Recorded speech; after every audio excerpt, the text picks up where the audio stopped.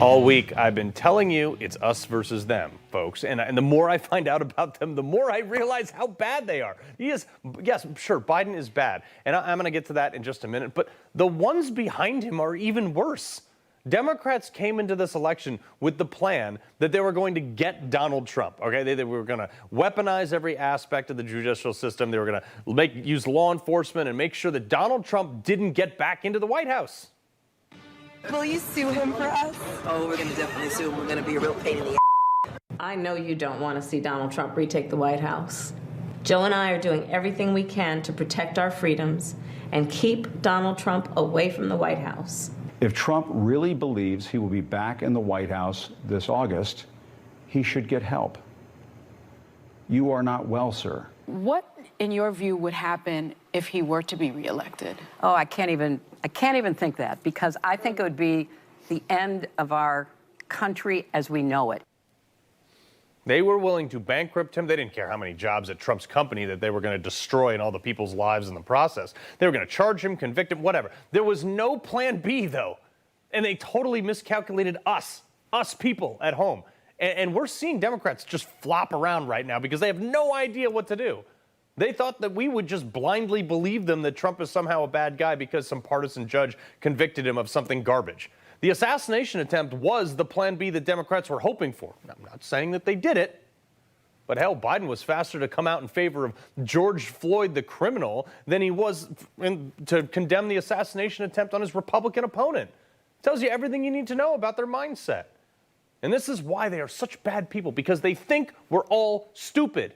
That we would just believe them on this. I don't know why they think that their plans are so star-spangled awesome. Everything they do makes everything worse. But these government actors, these deep state swamp people, they couldn't survive 7 seconds in a real job in the private sector, like the real world like we have to put up with. They yield this unelected power with impunity, and we're so tired of it, and they just don't think we are. And we're now supposed to believe that Joe Biden just conveniently got COVID like 5 hours after he announced to the world that he would step down if doctors told him to.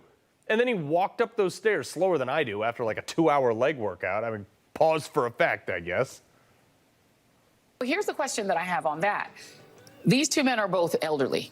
Donald Trump is an elderly man who, for whatever reason, was given 9 seconds to take a iconic photo op during an active shooter situation. Weird situation. We'll figure that out one day. But his survival of that and bouncing right back and going right to his convention is being conveyed in the media world as a sign of strength. This current president of the United States is 81 years old and has COVID. Should he be fine in a couple of days? Doesn't that convey exactly the same thing? That he's strong enough, older than Trump, to have gotten something that used to really be fatal to people his age. This is such garbage. No, being shot and getting the flu are totally different. I have had both. Here's what's going to happen. Biden's going to go have an exam. The doctors are going to miraculously find something that's maybe wrong with him. Maybe it's Parkinson's or failing health or even cancer. They'll make him into a hero. They'll use it to raise a bunch of money in his name or insert for whatever, cancer, insert cause here, whatever it is. So he can save face. Then enough, obviously, he raised a bunch of money, you remember the last time, because of Beau Biden, who died of cancer, his son, and zero of it went to anything related to cancer research. So hold on for that report. These are bad people, folks, and they're going to put the next bad person in place right after him. They're not going to waste any of their, better candidates. No, not going to do that. They're going to put up the person they want to get rid of. Kamala Harris, maybe even Hillary Clinton again, who knows? So they can flop around on stage so both of them can say that they got a chance while both of them would lose by like a biblical margin at this point. So the Democrat Party can jettison them for 2028, and the Democrats can install another puppet that they feel is more electable. They're planning on the fly right now because Plan A didn't work.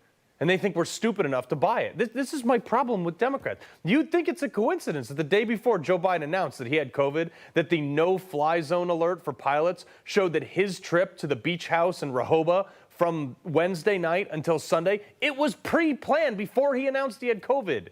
So this 4-day recuperation, as they're calling it, or work from home, was likely pre-planned. It's all part of this exit strategy. And they're just doing it to try to save face. I would respect Democrats more if they just said, hey, look, Biden's too old and he's senile and he can't even make it through a press conference, just jettison him like that. I would at least respect their obfuscation of democracy at that point. Look, I'm just going to come out and say it. I don't wish anything bad for Joe Biden, like on a health thing, but like I don't really care if he gets better because he doesn't actually have COVID, I don't think. Because they have been dishonest with us for the last 4 years. Why would I believe them now? These people lie. There's Biden getting into Air Force One, or getting off of Air Force One, no mask, after just telling us for the last 4 years how important a mask is to slow the spread, from people who have forced us to wear them everywhere.